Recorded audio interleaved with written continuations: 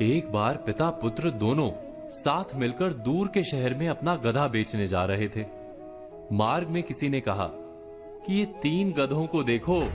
अरे भाई, अगर गधा साथ है तो बाप और बेटा पैदल क्यों चल रहे हैं? ये सुनकर बाप ने अपने बेटे को गधे पर बिठा दिया। कुछ आगे जाकर किसी ने कहा कि कमाल का बेटा है भाई, अपने बूढ़े बाप को पैदल चला रहा है। तो बेटा गधे से उतर गया और बाप को बैठा दिया। कुछ दूर जाकर किसी की बात सुनी, भाई कमाल का बाप है, अपने बेटे को पैदल चला रहा है। यह सुनकर बाप बेटे दोनों गधे पर बैठ गए। फिर आगे चलकर किसी ने कहा, बेचारे गधे की तो किसी को फिक्र ही नहीं। यह सुनकर बाप बेटे ने तय किया कि हम ही गधे को उठा लेते हैं। जब उन्होंने गधे को कंधे पर उठाने की कोशिश की तो गधे ने भड़क कर लात मारी, दोनों की पसलियां तोड़ दी और भाग गया। हीन भावना से बंधे लोग क्या ऐसे नहीं जीते?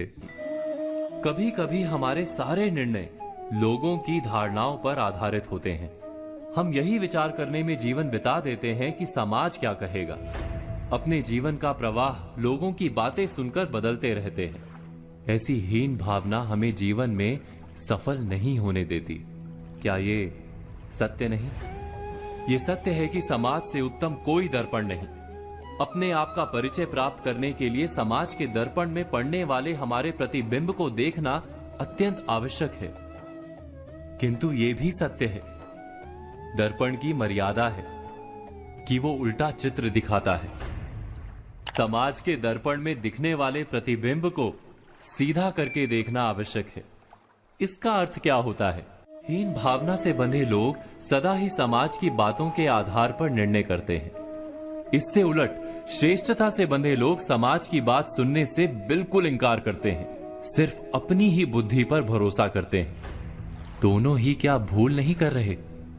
इस भूल का उपाय क्या है?